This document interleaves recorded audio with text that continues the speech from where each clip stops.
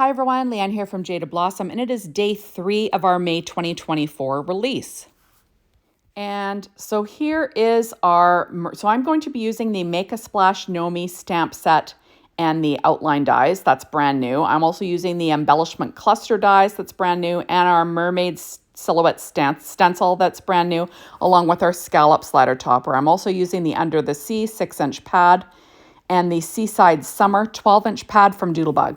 So I ink blended this background on the May 2024 release and review, and I used Distress Oxide inks in Prize Ribbon, Villainous Potion, and I actually used Picked Raspberry, not Kitsch Flamingo. That was a boo-boo that when I grabbed that one to show you. But like I said, you could watch me ink blend those at the end of the release and review video. The Mermaid Silhouette Stencil is the freebie for this month's release. You have to spend at least $50 while supplies last. There's all sorts of rules. Check those out over at the Jada Blossom store, and you can get this at.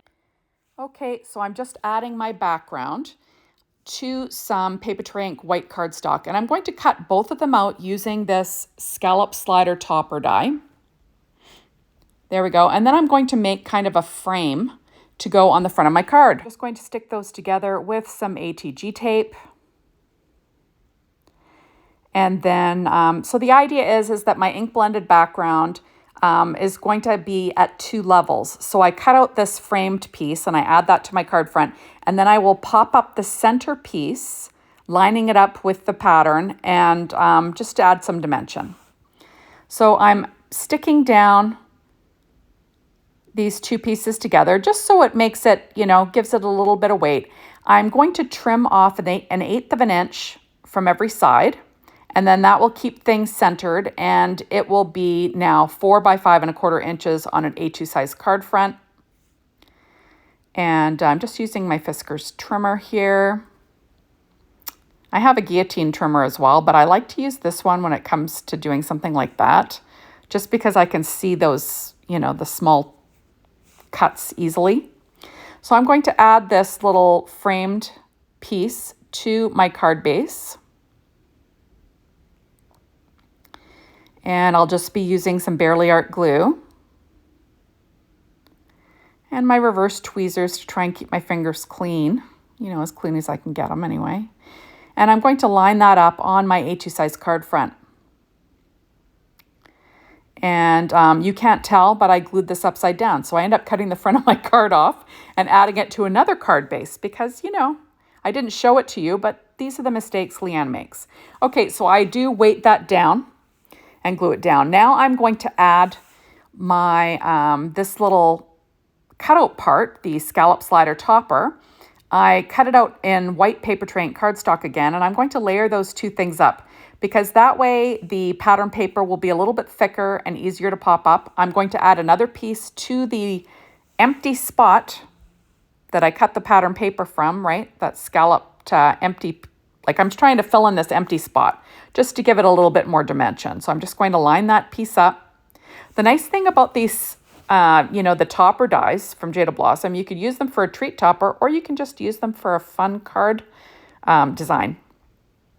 Okay, so then on the inside, I'm adding a 1-inch strip of paper from Doodlebug's Under the Sea 6-inch pad. It's just got some kind of mermaids on there and sea critters. And I'll just trim off the overhang with a pair of scissors. And then, so that will be on the inside. Then I'm pulling out this little grouping, and that I put together on the Gnome Dies Mermaid Add-ons assembly video. So you can check that out. I'll be using that on the front of the card base. And if you want to watch me put that together, watch that video. I also put together that little conch shell there from that same video. So, check that out if you'd like. So I am pulling out this foam tape that I have no idea where I got it from. I did find it in my craft room when I was reorganizing. So I thought I might as well go ahead and use it. I'm thinking it might have been from Close to My Heart back in the day, but honestly, who knows? Isn't that the way when you're cleaning your craft room, you find all sorts of stuff? It's like, oh, I didn't know I had this. Or sometimes it's the other way. Sometimes you're looking for something that you can't find for the life of you. and you're sure that you bought that type of paper, but then now you start to second guess yourself. Maybe I didn't buy it. Maybe I wanted to buy it and I didn't buy it.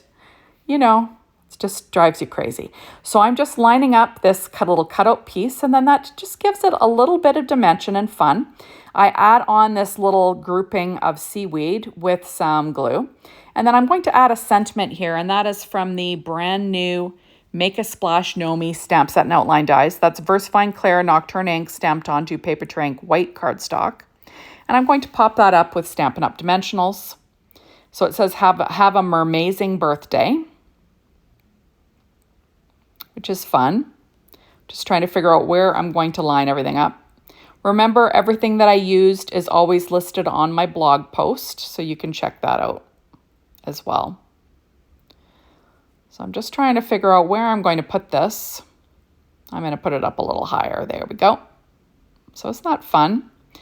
Now I have this cute little conch shell that I put together on that Gnome Dies Mermaid Add-ons assembly. That was cut from American Crafts Christmas Shimmer cardstock in white. Just adding that to my little grouping.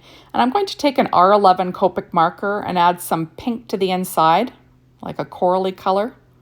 You know, like conch shells kind of have that pearly coral color on the inside. Okay, so next I am using Jaded Blossom's brand new embellishment cluster dies, and I'm going to add some white hearts. And that was cut from Stardream Metallic Crystal cardstock that I got from cutcardstock.com actually. There we go. Now I'm pulling up my glossy accents, and I'll be adding some of these clear round droplets from Studio Katia to my card front. Remember, when you add glossy accents on top of Distress Oxide ink, it can sort of change the color a bit. So you'll notice that behind these little droplets, they go kind of purple, which is kind of fun. Doesn't bother me. On other items without the Distress Oxide ink, you see that they just stay clear, but they kind of go purpley, in front of the Distress Oxide ink, which is fun. Okay, so next we're going to add some odds and ends from the Seaside Summer odds and ends package. So I'll be adding on these little waves, and then I've got this little clamshell and a little fish, and then I've got a puffer fish. Shockingly enough, when I was doing this video, my son was in Japan and actually ate puffer fish, even though I told him not to have that. He told me after he ate it, just, which I'm kind of glad about, because honestly, I would have been worried about it. It's like, but why would he listen to me? I don't know. He's a man. He doesn't have to listen to me about stuff like that. But, it's risky. I don't know why you want to do stuff like that, but, what can I say? This is my kid. Gotta love him. And there we go. So now on the inside, I'm going to add some Secure White Jelly Roll pen and a number 10 to these little odds and ends, just to add a little something. Make it look a little, highlight things. I just think it looks fun. And there is the card. So thank you so much for stopping by. Be sure to hop on over to the Jaded Blossom blog, Be Inspired by the Team, the Jaded Blossom store, to get your hands on these amazing products. And thank you as always for watching my videos. I really appreciate it. Make sure you come back again tomorrow. Bye, everybody.